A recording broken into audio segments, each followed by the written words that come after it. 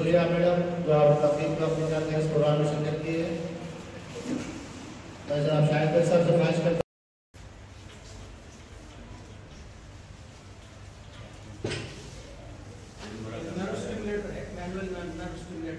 Nerves को stimulate करता है तो कोई पकड़ वकड़ आ जाए तो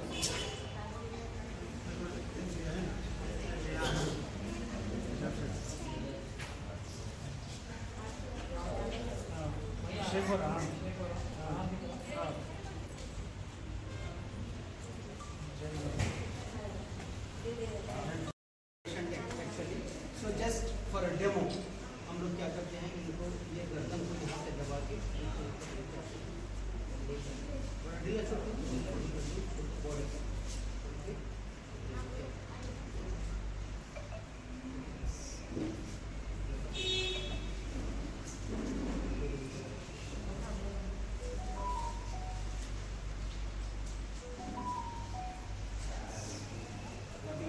बैक को एडजस्ट करना कैसा करना है मेरे साथ ही वी विल शो जस्ट इधर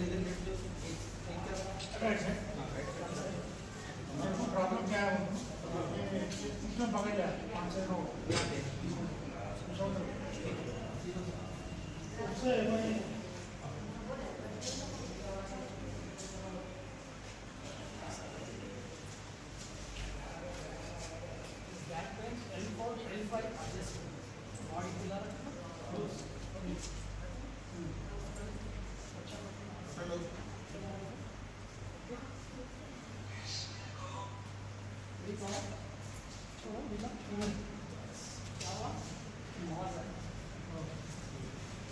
तो इस तरीके का हम लोग एडजस्ट करते हैं। ओके बेटा शोल्डर का एडजस्ट करते हैं, शोल्डर का भी देखते हैं।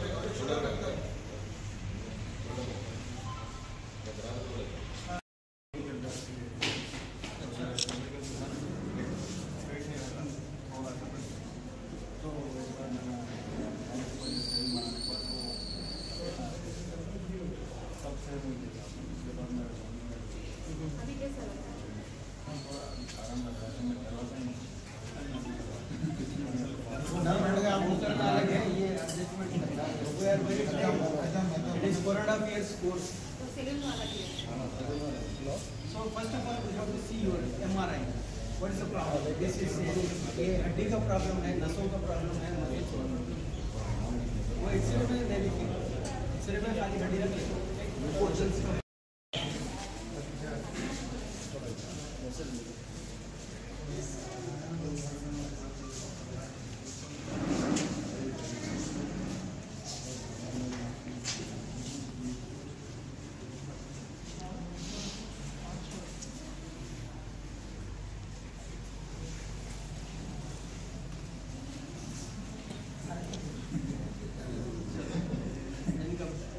नंबर भी एडजस्ट कर हमारा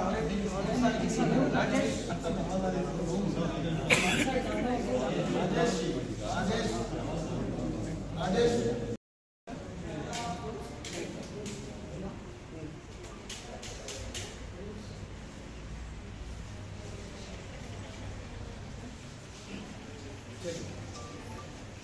और कोई आइए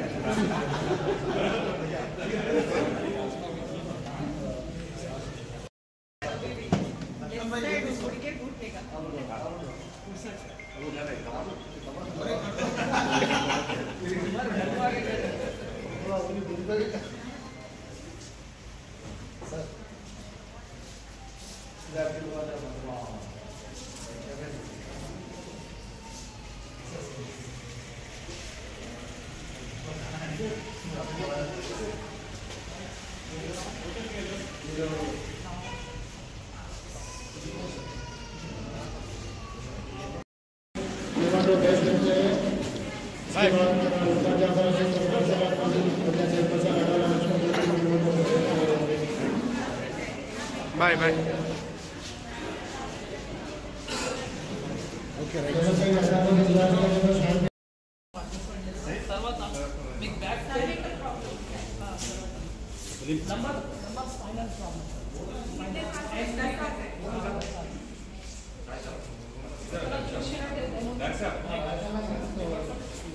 ఏ ఫింగర్ ముందుకు వచ్చింది, ఏ ఫింగర్ లోపలికి వెళ్ళింది కనిపిస్తుందా? సెకండ్ వాళ్ళ ఈ పెల్విస్ అనేది ఇంబ్యాలెన్సింగ్ అవడం వల్లనే నరం అనేది వెళ్ళిపోయి అంటే నరం ముట్టడం అని అంటారు కదా, ఆ ప్రాబ్లం వస్తుంది. ఆ కాళ్ళు అనేది లోపలికి వెళ్ళిపోయింది. దీనివల్ల ఏంటంటే మోకాలు ప్రాబ్లం కూడా అప్పుడప్పుడు వస్తుందా? మనం దీన్ని అడ్జస్ట్మెంట్ చేద్దాం. ఇప్పుడు ఈ లెగ్స్ ఉన్నాయి కదా, రెండు సమానం చేద్దాం. ఓకే, ఈ ఫింగర్ మీద లాక్ చేయాలి, బ్రీత్ అవుట్ చేయాలి, బాడీ రిలాక్స్ పండి బ్రీత్. ఓకే,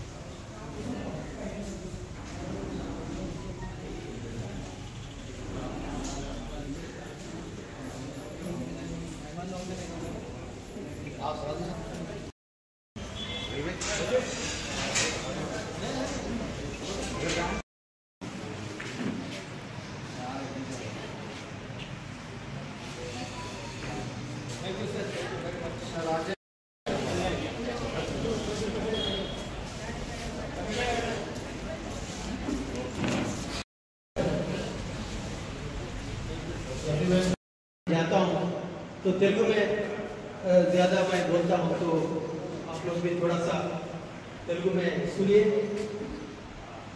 सो क्या बोला था, हर मिनट में every single heart attack, every 2 minutes, हर 2 मिनट में एक कैंसर से मर रहा है, हर 3 मिनट्स में एक डायबिटीज से मर रहा है।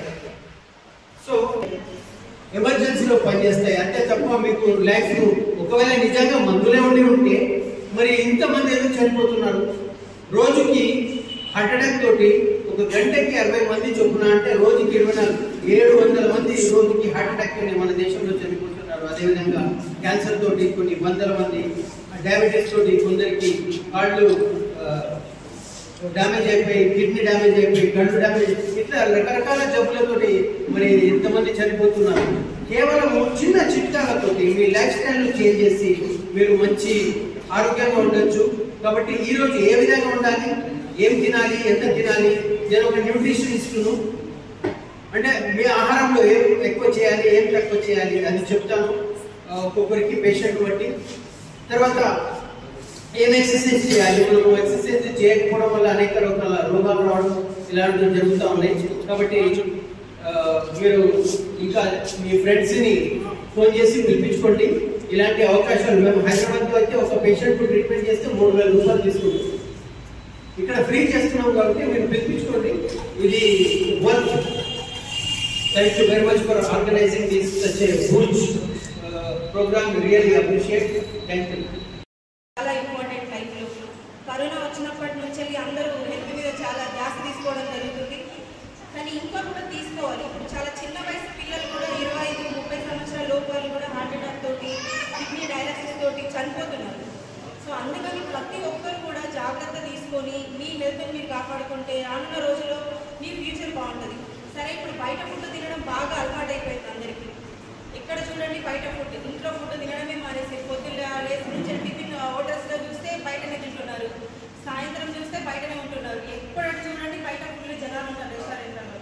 సో దయచేసి అది ఒక్కటి తగ్గించుకొని ఎప్పుడో వీకెండ్లో వెళ్ళాలి, వీకెండ్లో తినాలి, లేదంటే 1 మంత్లో 1 టైం 2 టైమ్స్ సింగిల్ డే అని చెప్పేసి తీసుకొని మీరు తింటే బాగుంటుంది. అని నేను ఇప్పుడు రిపోర్టర్స్ మన ముస్లిం సోదరులందరూ ఈ హెల్త్ క్యాంప్ని నిర్వహించిన ముస్లిం సోదరులు ఫస్ట్ టైం నిర్వహించారు కాబట్టి వాళ్ళకు అభినందనలు తెలియజేస్తూ, అట్లాగే ఇట్లాంటి అంటే ఇప్పటికే ప్రభుత్వం నుంచి మనకి ఎన్ని పథకాలు వస్తున్నా, ఏదేం జరుగుతున్నా ఒక బారదిన పనిచేస్తున్నారు.